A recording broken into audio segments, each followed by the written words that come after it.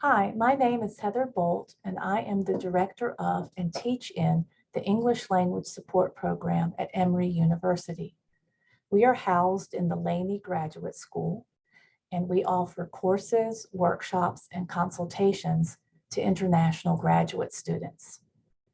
Sarah Kegley, who many of you know from this interest group and from her work at Georgia Tech as an ITA program manager, saw a talk of mine at TESOL a few years back and thought some of the content of that talk might be of interest to this group. Although we all work with graduate students in different settings, I think that what I share today can be adapted to many different contexts, such as pre-orientation training sessions, workshops, multi-week classes, or one-on-one consultations.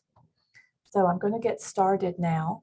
As you know, my presentation will be about 20, maybe 23 minutes.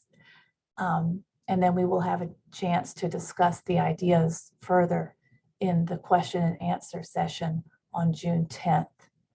I also ask that you are patient with my transitions between this mode and the presentation mode and showing a video on YouTube.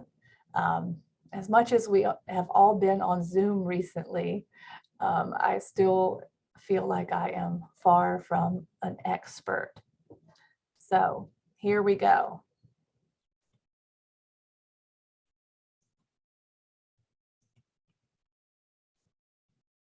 So the title of my talk is Helping ITAs Improve Their Vocal Variety. And I thought I'd start off by sharing an email that I recently received from an international student. Laney here refers to the name of our graduate school. Hi, Heather. I hope you're doing well. I am, the name of the student, a PhD student in the business school. I'm writing to ask about the resources to improve speaking. I repeatedly get comments about being monotonous during presentations and when I teach. So I wonder if Laney offers any resources to help with the issue. Since I'm entering my 4th year, I may not have enough time to take courses. It would be great if there's something like the Writing Center to help with speaking. Thanks in advance for your help. So, as this email illustrates, students are seeking resources to help them use their voices more expressively to communicate meaning. I'll refer to this as vocal variety. Vocal variety can encompass various ways that a speaker uses his or her voice to enhance the communication. You may have heard this referred to as use of voice. In addition to stress within words, vocal variety includes the use of thought groups, so series of words linked together with pauses at each end. And some practitioners refer to these groups as message units or breath groups. Vocal variety also involves the use of prominence within thought groups, with certain words receiving emphasis or focus through changes in volume, pitch, syllable length, etc. In this presentation, I will refer to the words that get the extra oomph as focus words. Some alternate terms include the nucleus, the tonic accent, the point of emphasis. I don't think it really matters what terms you use as long as you and your students are on the same page. So in my email example, the student didn't use any of this terminology, but she's been told that she's too monotonous. In other words, she's being told that she lacks vocal variety in her speech. And we know that being monotone can impact the clarity of the message. So the question becomes, how can we help her improve her vocal variety? And I'm going to share with you 2 different techniques, shadowing and mirroring, but with a focus on mirroring. Let's start with shadowing. If we were in person, if we were live on Zoom, I could take a poll now or do a Jamboard and find out how familiar you are with shadowing. But since I can't do this, let me just go through the steps of it briefly. The student listens to a short section of a pre-recorded audio or video file, say a TED Talk or a conference presentation. As they listen, they imitate the speaker, trying to match their own voice as closely as possible to the original speaker's voice. At first, they may pause the video every few thought groups, going back to listen again as needed. They keep repeating this process with the same section or moving on to a new section until they feel more and more comfortable with the original speaker's pattern. Please note that I very deliberately said to the original speaker's voice and the original speaker's pattern, because it does not need to be a native speaker model. Students can choose highly intelligible non-native speaker models to shadow. And this can serve as what Murphy 2014 refers to as an aspirational model. They can think to themselves, wow, if this non-native speaker achieved this level of intelligibility, then so can I. Our students find shadowing very helpful, but there's another technique they can do, which is mirroring, which takes it a step further.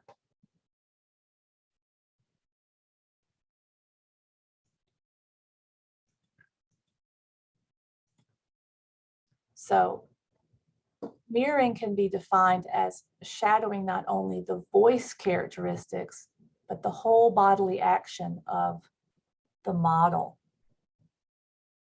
So what does that mean?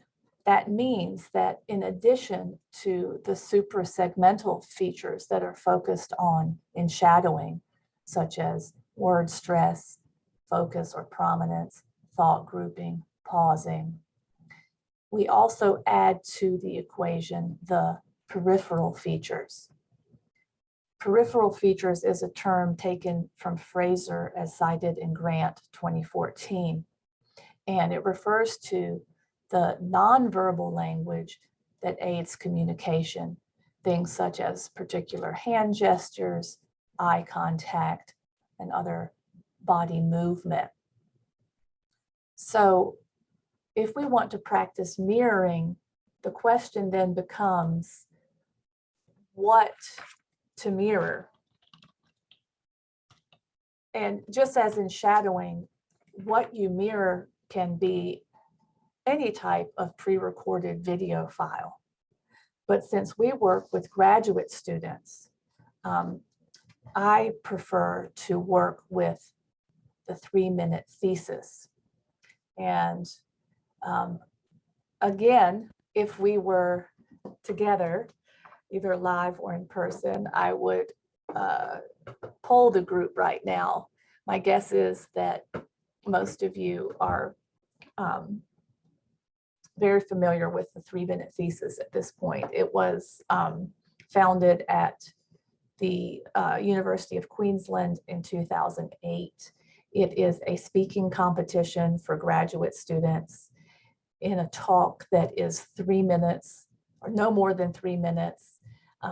They communicate their master's thesis or their PhD dissertation work to a general audience. And they're only allowed to use one static slide. In other words, no animations or props or any types of bells or whistles. They have to really rely on their voice and the one slide that's behind them. And in addition to content, they're also judged on their stage presence and how enthusiastic they seem about the topic. So in other words, the 3-minute thesis is really set up to encourage speakers to have vocal variety. Another reason that it's my source of choice is that it's because it is so widespread, students can very easily find models, even, you know, winning examples, winning 3MT presentations that they can mirror from their own fields of study. Okay, so what we're going to do now is we're going to look at an example of a short 3MT clip followed by one of my students mirroring the clip. After that, we will talk about how we got to that final performance. What were the steps in the procedure, so that you can do this with your own students if you find it interesting. And at this point, I'm going to optimize to show a few video clips, which means I'm going to disappear from the screen for a while and you will just hear my voice.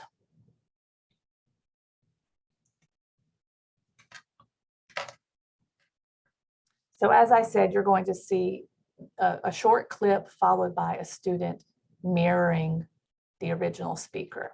But we are taking a first step towards one. You see, researchers have been working on something called a breath analyzer. And it works like an electronic nose, sniffing out human breath for the presence of certain molecules. And that's important because medical researchers have discovered that specific combinations of molecules in human breath corresponds to diseases like cancer, Parkinson's, Alzheimer's, and more. Wouldn't it be great if diagnosis of these diseases were as simple as breathing into a tube? But we are taking a first step towards one. You see, researchers have been working on something called a breath analyzer. And it works like an electric nose and sniffing out human breath for the present certain molecules. And that's very important because medical researchers have discovered that specific combinations of molecules and human breath corresponds to diseases like cancer, Parkinson's, Alzheimer's, and more. Wouldn't it be great if diagnosis of these diseases were as simple as breathing into a tube?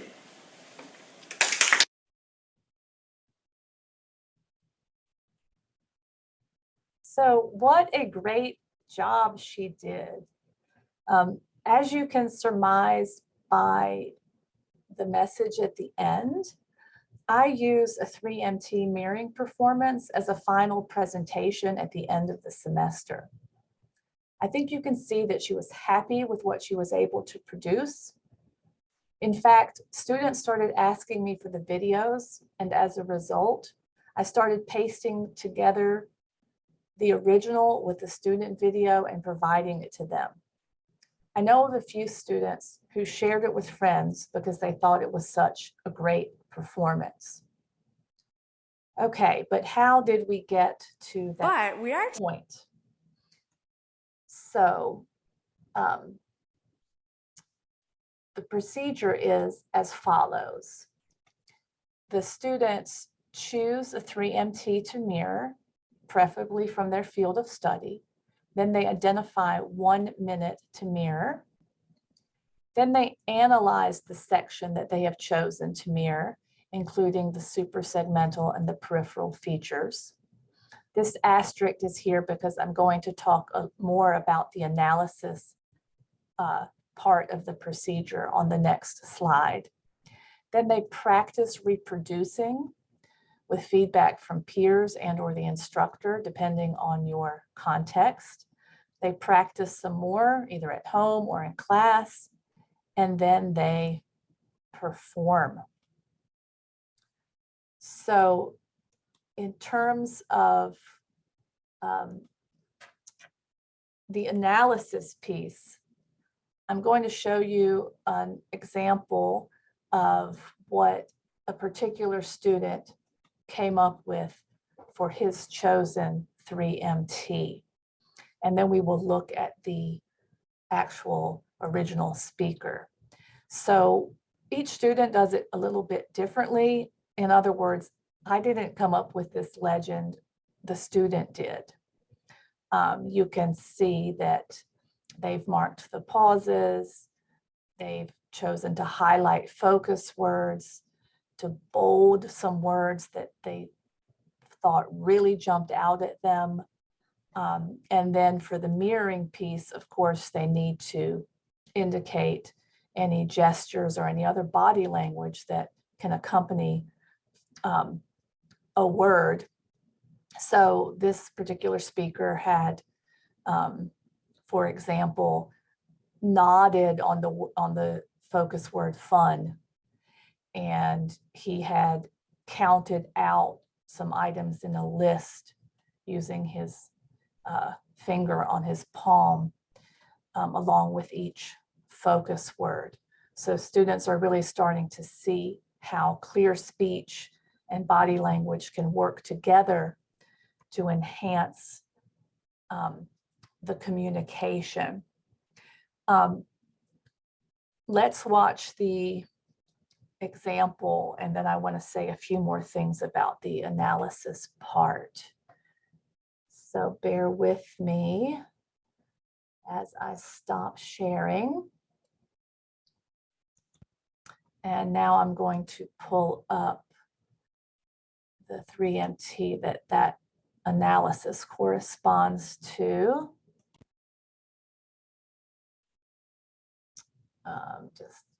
Sorry, give me 1 minute. I want to make sure that I share the sound with you. Okay, I think we are ready.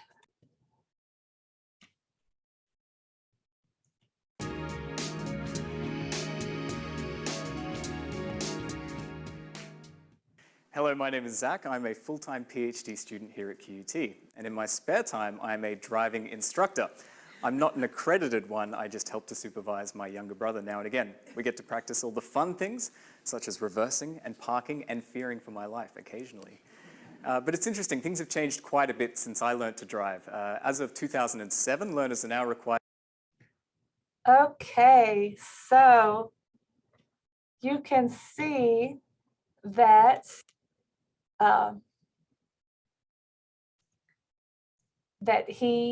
the student had captured quite well the performance of the original speaker. And then, as you saw in the video with the first student, you could see that on the podium in front of her, she had this piece of paper, her cheat sheet, so to speak. So it's really not about memorizing the text. It's about mirroring it as closely as possible to the original. Some students do practice so much that they're able to do it without their notes. This particular student didn't make any notations of syllable stress, but students who have continued to struggle with the stress of multisyllabic words will do things like this. They'll put a dot, or they'll underline something to remind them to say interesting, or younger brother, etc. You may also be wondering if the students type up the transcript. You certainly could do that as a type of listening practice, but I typically just show them a quick way to use YouTube to generate the transcript automatically. I can share this with the group in the Q&A session. Okay, so I think by now you've got the idea, but I just want to show one more example of a student analysis and then an original followed by the student performance. And you can see here on the right that this student did a little bit different type of legend. Again, it's just whatever works for this student. Some cues about what to do with the hands, bolding of focus words, 1 for a shorter pause, 2 slashes for a longer pause, etc. So let's look at the original followed by the student. So the chips need to be closer than 10 centimeters to each other because the currents cannot go faster than light. So we see that Einstein's theory has a big impact on information processing. Now, how do quantum theory and information theory connect? It has to be closer than 10 centimeters to each other because the current cannot go faster than light. So we see that Einstein's theory has a big impact on information processing. Now, how do quantum theory and information theory connect? So before ending, I would like to talk about what's next. And option 1, in terms of what comes after the mirroring project or the mirroring activity, it could just be that's it. Even if there's no final performance, there's value in the analysis and practice activities. It can help students build an increasing awareness of the features of clear speech, and the imitation gives them at least partial control of some of these features. When first learning about thought grouping and focus words, my students often say, oh, I understand the concept, and I hear it and I see it in other presentations or other lectures, conferences, but I just don't feel comfortable applying it in my own speech quite yet. So shadowing or mirroring frees them to practice vocal variety without a fear of, as they say, like getting it wrong. Option 2 can be just to continue mirroring other models. It doesn't always have to be academic. Students can mirror a favorite celebrity or somebody that they really like from a sitcom that they enjoy watching. So you can get creative with that. And option number 3 is an idea that I recently learned about from a California TESOL presentation by Colleen Myers and Suzanne McCurdy. I think many of you will be familiar with their work. And it's what they call channeling. So after mirroring, they ask their students to take what they have learned about stress and thought groups and focus words and apply it to a short section of one of their own lectures. In other words, the students are asked to take their own speech, their own text that they've written, and as they produce it, they channel the speakers or the speaker or the speakers that they've been mirroring. I haven't tried this particular extension activity yet, but I think it holds lots of promise, and it may be a way to help students transfer elements of clear speech into other speech acts. So before closing, I wanted to circle back to that email from my student that I received a few weeks ago. You may recall that she didn't have time to enroll in a full course. So I asked her to sign up for a one-on-one consultation. In that meeting, I gave her the basic instructions for both shadowing and mirroring. In her case, it became clear she wasn't quite familiar with the concepts of thought grouping and focus words. So we spent a little bit of time with those. An easy way to do that is from a website from Baruch College's Tools for Clear Speech. You can find it by Googling Baruch, like B-A-R-U-C-H, and thought groups. It's a great site. It also provides students with a TED Talk that they can shadow. So then we talked about the rules of gestures. We looked at a few examples of winning 3 MTs from business students since she was in the business school. She thought the techniques could be very helpful. And so she said she'd try to do some mirroring on her own and then she would make an appointment with me.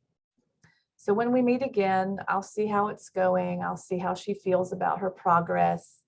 And then I may ask her to try the channeling extension activity, and we will go from there. Thank you very much. I hope you found this information useful, and I look forward to